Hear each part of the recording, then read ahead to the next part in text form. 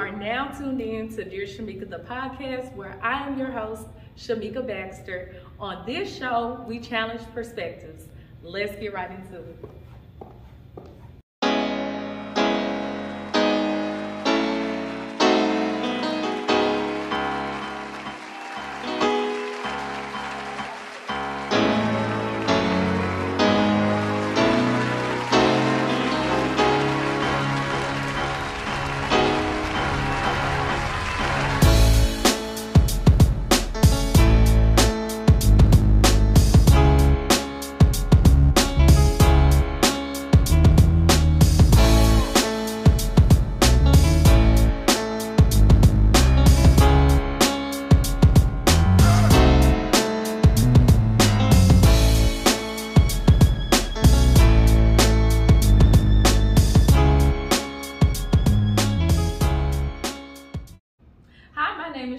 With Dear Shamika, and we have a special guest today, Ladell Beamon. He's with the Heal the Hood Foundation. Ladell, what is the Heal the Hood Foundation?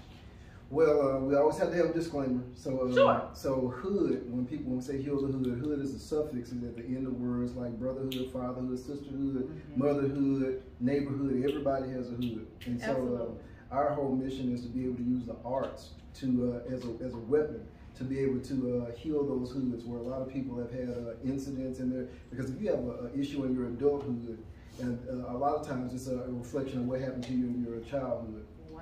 So Heal the Hood is about being able to reach and tap into the sum total of a person's experiences. And a lot of times it's through trauma, and so that's what we're there to heal, and we just use the arts to be able to do that. Okay, so how long have you guys been around? Heal the Hood as an official organization, we had our 501c3 probably about 13 years ago. Okay. But before then, we were going around, we had a ministry called the Vision Team Outreach Ministries. It's strange because we were doing a lot of ministry before we took on the banner of a not-for-profit. And so we had the Vision Team Outreach Ministries, which was like in '98. And then we graduated into what's called the Wake Up Tours, which we do to this very day inside of schools. And all of that kind of blossomed into Heal the Hood Foundation as our not-for-profit. So we're almost probably about a little bit over, almost 20 years old. Wow. So what made you create the Heal the Hood Foundation? Were there any co-founders? Did you do it by yourself, and why? Yeah, well, basically it was me that started because it was I'll never forget, it was 2006. And we were looking at the news, and then it just popped up. It was January 11th, and I'll never forget, it said it's January 11th, 2006, and there's been a murder for every day of the new year. And that particular year, the murders continued all for every day into the summer. There was somebody being killed every day in Memphis up until the summer. And one of my friends asked me, he said, well, what are you going to, he said, what are your ideas? What are you going to do? I said, you know what? I said, we need to heal the hood. And he said, that's it. He said, there you go. And from that moment on, 2 years later, we ended up getting our 501c3. But we got a lot of students and kids together that were from the inner city. And we put together this movie project, the Heal the Hood movie project, because I've always been into the arts.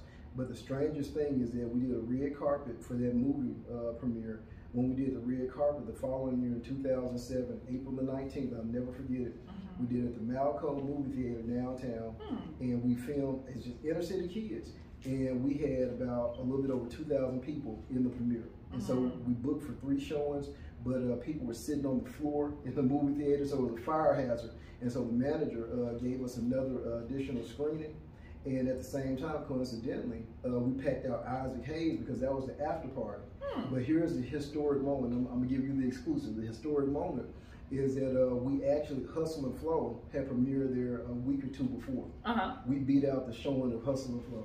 Wow. From an independent movie that was, I mean, a meager budget to be able to do it, but it was just the kids. And so right now you see people like Lil Buck, who's juking and on commercials, all these huge commercials that he's doing in LA. He's touring right now, but he's a major dancer in the industry and on all these commercials. Lil Buck got his start with the Heal the Hood Foundation. Wow. And that's what led us into doing work with Master P. And it's just a lot of people that we ended up doing work with because they saw what was happening with the kids. Okay, is there a way, before I go on to my next question, is there a way people can access this movie You know what? We're putting it together for the first time as a documentary. Okay. Because we've taken clips from it and started kind of like putting it out there. But in April the 19th of this year, it's going to be available so that people can see it. So it's going to be our anniversary. It's going to be we call it our 14th year anniversary. I think it's 14. And we're going to put that movie out then.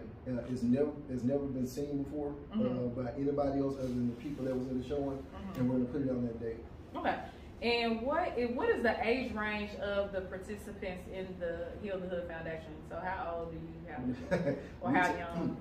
Look, if you can come out of your mama, we got you. No, but from the moment, yeah. Well, we take kids because we got a whole. That's another story. We got a whole children's book series, and we're really into creating animation for kids and stuff for little small kids. But we take they can walk into the program. We take from 6 years old all the way up until 24-year-old. Whoa. Plus we have parents. We do have a parent support program.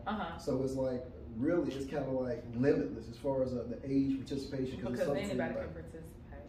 Absolutely. As far as the parents program, what does that look like? Can you explain? We call it parent support program, and the reason why we call it parent support program, I don't have any children, so when we did this.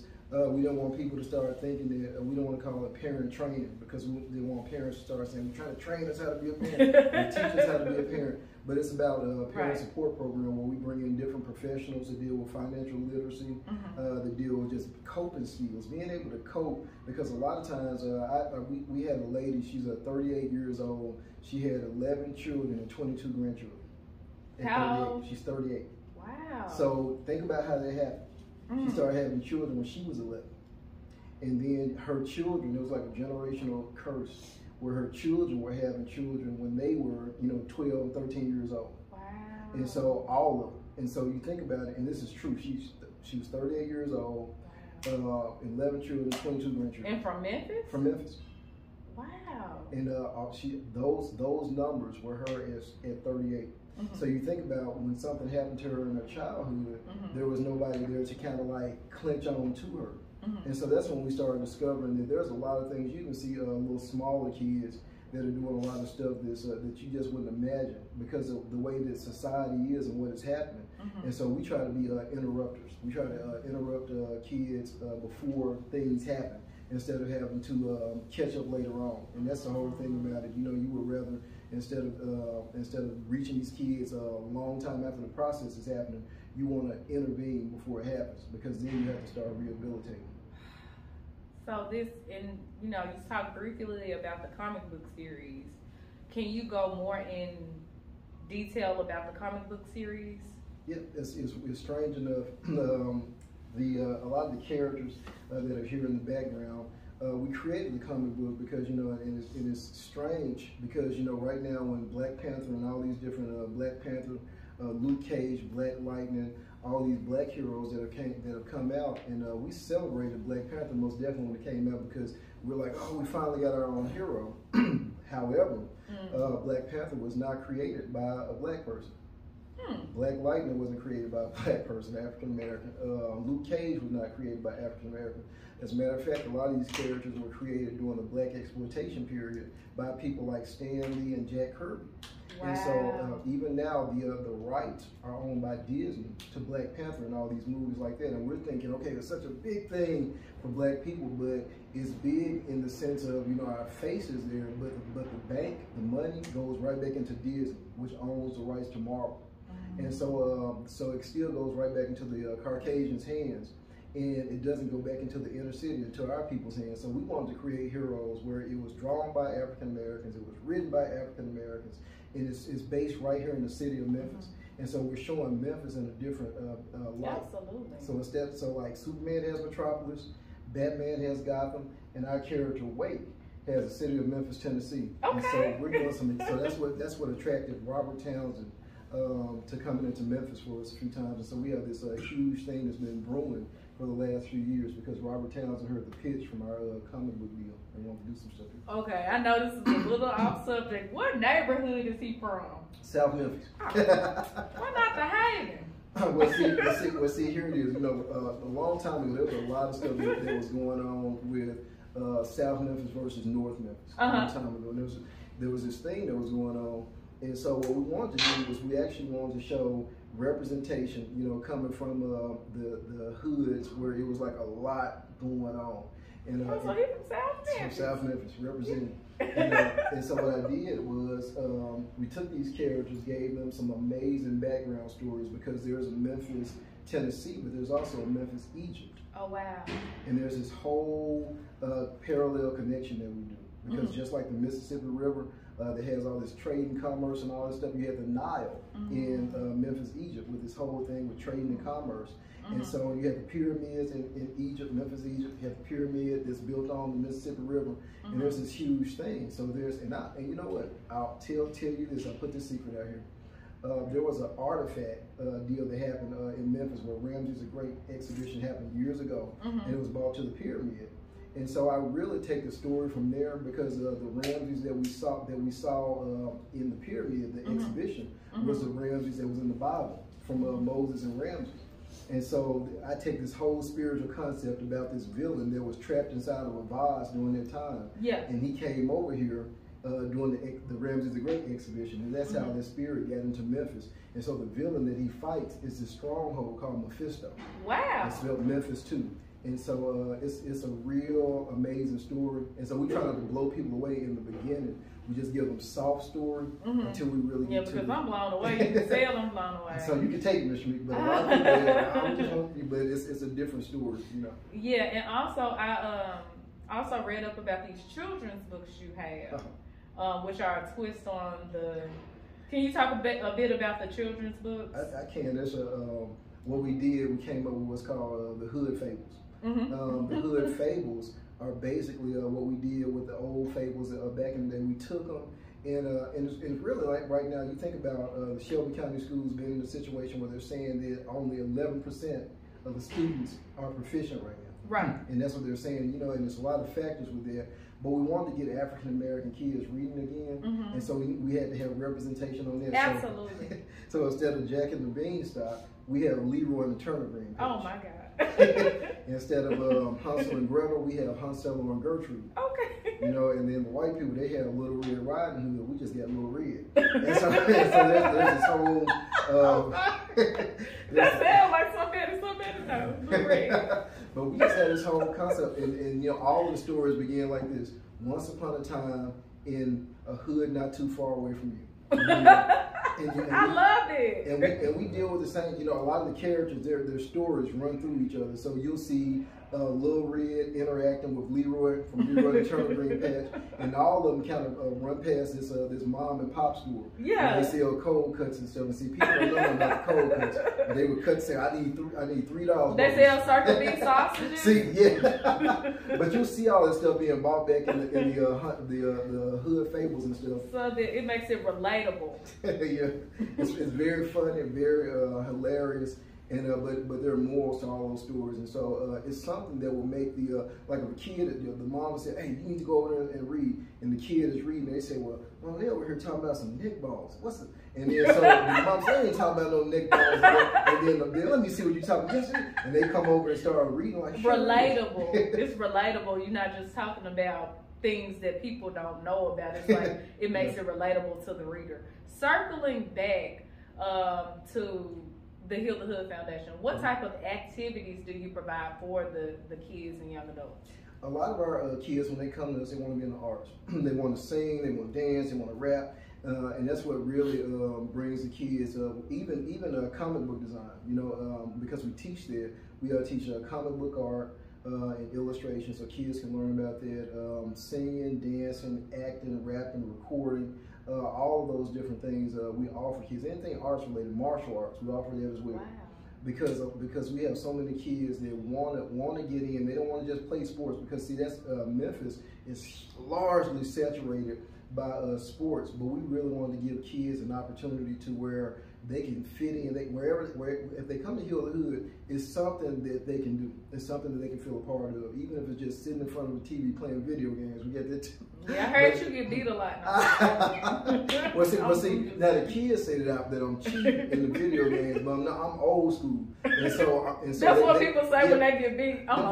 Well, see, they call when I'm doing spamming, but I'm telling you, you have to see the videos to actually see who's winning, because I'm telling you, see, they leave here with their feelings hurt. I tell them a lot of times, you know, if they parents with it, their parents can come up here and get it too. And so because so I'm gonna get my dad. It don't matter, bring them. And so we got the controls, we got the stuff up here happening, but we really base the foundation around meeting people where they feel comfortable at. And we also have an opportunity to really take the gospel, because we do that in our books, our comic books. There's a subtle way that we're able to introduce the gospel to kids, and so we do that in a very, very profound way, I think. And so the foundation is just set for that. So we have summer camps that we offer. In summer arts camps, we have Evolution School of the Arts, where kids can actually start learning how to get experiential learning credits for college, by learning how to do a lot of these production acts, learn how to do a lot of stuff that people are looking for, because that's one of the problems. A lot of kids that leave Memphis or when they graduate, they're not these non-traditional jobs that these kids are looking for, and Memphis doesn't have it, so they exit. And so that was one of the reasons why we formed a really great relationship with Robert Townsend and Keenan Ivory Wayans, because when they stayed here, they were like, well, where are the people that are gifted or crafted to do this? And we didn't have, they spent 3 days looking for it. Because there's a lot of people that may say that I'm a cinematographer, but their video skills are for weddings. So you think about it, there's a difference between a videographer and a cinematographer. Right. Everybody can just pick a camera and say, I'm gonna shoot a movie. Because especially when, and so you have a lot of festivals that are done here, but you have people that are willing to, they're excited about it. And so everybody's a superstar in Memphis, everybody's an expert. And so what we try to do is most definitely, because I'm still learning. So when I have a Robert Townsend or a Keenan Ivory Wayans, I'm listening, because I grew up on a Meteor Man, as you can see. Hold on, you got Meteor Man? And we have a commission poster with Wake on it, Meteor Man, and Black Panther. Oh yes, yes. So we have a commission art piece with that on it, drawn by Marthias Wade, another African American who does a lot of our artwork. And so when they came into town, they literally showed us how to upscale Memphis in 3 days based on their expertise in the industry. And so that's the stuff that we want to offer and bring people in Memphis. So what about the trouble youth, the ones that their parents throw their hands up and say, I can't do nothing else with him, I'm done with them, or I'm done with her. Do you accept those kids, and what do you do when those type of kids join your organization? Those are our favorite kids. See, what happens is a lot of these kids, and this is so weird, you may come into any event where we're doing mentoring on Saturdays, and you'll see all these kids, but little does the common eye know that there are Crips in here, they're Bloods. You look at it like, how do you have Crips, Bloods?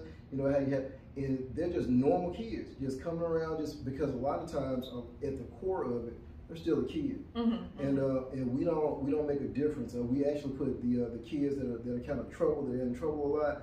We put them in the same room with the kids that have ease and conduct. And when you do that, it creates this energy. And so normalcy. It doesn't make them the bad kid, they just a kid. Absolutely, because they're labeled. We were put in a school, and they told us we're giving you all the bad kids. And when we got the kids, and they were like, well, they're gonna be, and they were scared, because this was a school where they were doing the slap the teacher TikTok. So it was a slap the teacher challenge. Oh, that's a thing? Oh yeah, so they were slapping the teachers on TikTok. And so they were like, well, you know, these kids, and so when we got them, the kids, we went in, and in 3 minutes, the kids were quiet, they were listening, they were asking questions, and they were participating and excited about coming back the following week. And so the administrators, they were on pins and needles, and they said, well, how did it go? Well, it went great. I mean, some good kids, and they were looking like, what? And it's because if you feel like you're not labeled, then you can, then there's a different expectation for you. But if you feel like you're being labeled, then right there, you're expected to be what they label you. But if you're not labeled, and I tell all kids, I said, I don't know anything about you. I said, I will only know what you show me. And so at that point, you know, those kids are like, okay, yeah, this ain't somebody who's saying I'm bad or I'm a villain. And so, you know, that's how we operate. So all kids are welcome. We've never had any fights at our events. We've done celebrity basketball games, all this stuff in the communities, but no fights, no shooting, none of it. And, you know, and that's been because we've been inclusive of everybody and no labeling. The only thing is that when you come in, we just try to make sure that we set an atmosphere for great things to happen. Yeah, so zip codes. Is it all zip codes within the city of Memphis? All zip codes. And believe it or not, When I say that in the inner cities where they actually expect these kids to be horrible, those are some of the schools that we've had the best reactions from those kids, because we have we have a magician, a hip hop magician, T Magic. A real magician? A real magician. No kid. He has an energy drink out now. His name is T Magic. He's from Chicago but stays in Memphis. His brother got killed in Chicago, and then we embraced him and we just connected. And from there, and now he's huge. As a matter of fact, he's on his way to Florida. He does a lot of magic for a lot of the hip hop, the stars. But I saw him change a real dove into a box of Popeye's chicken, and he ate it. That's weird. I was like, what is going on? So you know that. So T Magic becomes famous in the hood because you can walk away with a box of Popeye's, bro. So because. It's weird, but he's doing like redemptive. He's doing redemptive magic because his brother, literally, the true story, when his brother got killed in Chicago, he was shot up in a Popeye's chicken. Oh wow! And so it's kind of there's this thing that he's doing, and he's teaching people how to bring roses from the ashes. Teaching people how to take your bad experiences and really take yourself to the next level from it. So what's powerful about that is taking that dove, changing it into a box of Popeye's chicken, where you can actually see, hey, my brother came from this lifestyle, but I came from it too, but I became more productive in my lifestyle. So yeah. Okay, so for anyone that's wanting to join the Heal the Hood Foundation, what advice would you have for them? I would tell people to most definitely reach out to us at www.hthmemphis.org. I'll repeat that again because we got a train coming by. so I'll tell people to call our site at HTH. Let me see, www, 3 W's. I don't know if people still use the W's no more. But HTHmemphis.org, and comb through the site first. Google us first to see if it's a place that you really want to connect with. Because the thing about it is that even in our music, we're training young people where there's no cussing in the music, where there's no disrespecting women in the music, where and we really do that on purpose. We make sure that when people come in, it's not about you don't have to be clean when you come to us, but you have to have an open mind, being willing to take it to the next level. Because I look at Michael Jackson. That's one of my favorite all-time artists. And Michael was so creative. He was. And he was so open, but you don't hear it. Now, there's probably one, well, I won't put that out there, but he created, like, Beat It. Beat It was an anti-gang song.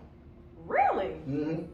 Did not know that. Yeah, you better run, you better do what you can. You're playing with your life, this ain't no truth in there. Oh, they'll God. kick you in your beat, and they'll you beat feeling you and it. tell you it's fair. Look, you are feeling it. I can tell that's your favorite song. Yeah, so I'm a lyricist, but Beat It was an anti-gang song. And Billie Jean was a song where he was literally had an opportunity to say, this is not my kid. It was one of those songs about really a man saying, it's not mine. You saying it's mine, but it's all these different messages that he had literally in his music. And so there's a way to be very, very creative without having to disrespect anybody. Right now, I don't, as a musician, I don't do any music that my grandmother couldn't listen to. Wow. That's really important to me. And I don't do any music that when I get married, my wife or my girl, she can't, it's like you vibe into this song, calling you a beat, and because Neil just said something about this. He said there are a lot of women that are dancing to these songs, being called a B and all this type of stuff. He said the men are smiling or whatever. And they are? Yeah, because they're like, I'm going to make another one. She liking this. I'm keep because you think about it. The guys make music right now, to pull in a certain audience. And the thing about it is, it makes it easy for them if they're already tenderizing a woman by disrespecting them. And so now, tenderized. Yeah, I've never heard it. They're already tenderized. So now, when you get in that situation, he's already created this narrative. Is already created through the music. And no disrespect to any African American that's making music, but because the people who own the radio station, they're not black anyway. The one that owns mainstream, and so they're putting music out there to target. You never hear any white people disrespecting women in their music. You don't hear any Chinese or Asian. None of them are disrespecting and talk. None of them do that. But we're the only race of people that do that. And so when you think about the culture and what's happening in our culture, it's amazing to see that. So as an organization, we just challenge people to have an open mind. You don't have to stop doing nothing. I mean, even if you smell like whatever they won't care about none of that, but just have an open mind to be able to see how we can take this to the next level. Okay. And you guys do have a pledge. What's your favorite line from your pledge? My mind is the portal to my dreams. I will not trust my future in the hands of anyone else because I only have one life to live. That's one of the favorite lines on the Wake Up to a Pledge that we have kids repeat, because that's it. You think about that. Your mind is the portal to your dream. And so that's it. And I will not trust my future in the hands of someone else. That's what we really drill into kids, because they get around a lot of their friends, and the next thing you know, the very baby that their mother created is so far away from what they were when they were first born because of the people that they associate themselves with. So we're really careful about what we're saying to kids, but we have them repeat their pledge so that they can get that on the inside. Okay, and also you guys have a center in development. I'm going to ask a couple more questions and we'll wrap things up. You have a center in development. Could you talk briefly about that center? Yes, it's called the Hero Empowerment Center. We want to have a home for these heroes, and I saw something in Disney. It's like pulling Universal Studios out of Disneyland and placing it smack dab in the middle of Hickory Hill. And so that thing has everything. It has a 4D immersive theater in it. We're working on something with NASA to do an anti-gravity ride here in Memphis, where kids gonna be floating around and all types of stuff. They ain't gonna want to come home. And so we have an urban garden on top of the building where we're gonna be growing vegetation in the community, a super gym.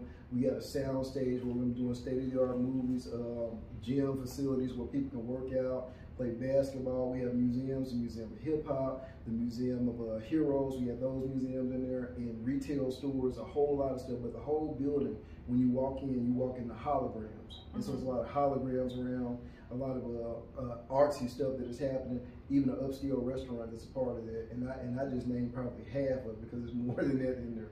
And so you have an opportunity to be a kid. Again, Arcade of Champions is in there, where we'll be attracting E3 gaming, because we're going to be doing a lot of hosting a whole lot of gaming championships, gaming tournaments in there, and big tournaments where you can walk away winning $200,000, $300,000. You know, so we're bringing that into the city of Memphis. Okay, that's cool. And then this is the last question. So, what advice would you give to someone who's wanting to help youth or wanting to be a better parent but doesn't know how? My thing is get with mentors, because one of the things I tell people all the time, you can never go higher than your circle.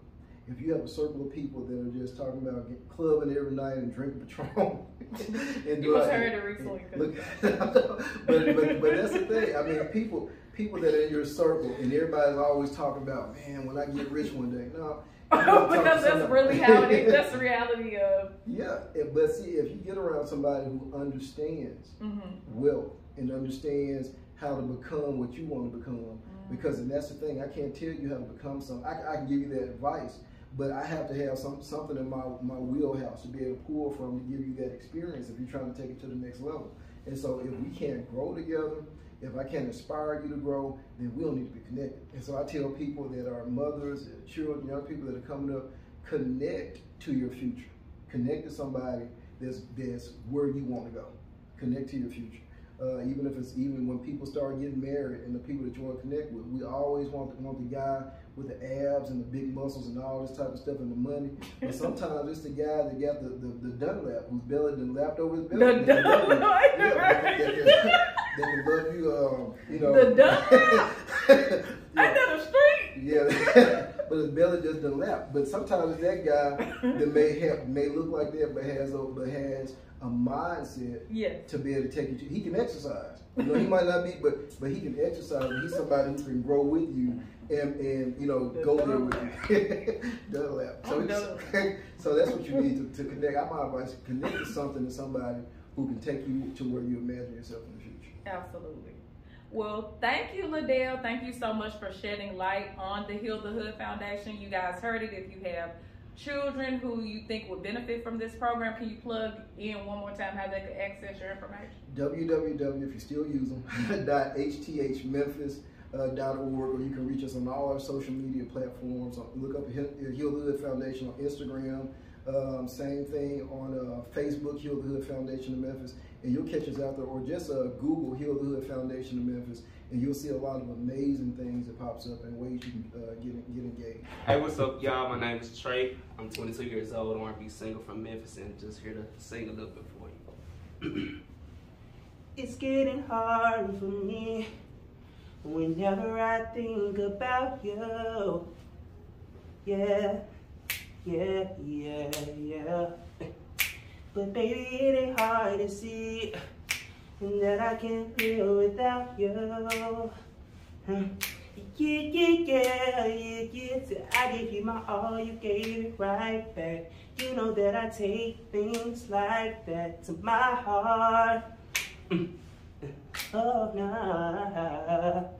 So I did everything that I'm supposed to. The only thing I wanna do is hold you in my arms. Oh, nah. You made me fall in love, babe. When you told me you loved me. Well, can you say it again? Say it again. Say it again. When you look me in my eyes, said I get this feeling inside, and that you wanna be more than friends. So let's not pretend like this is the end. Just say you love me back. Woo!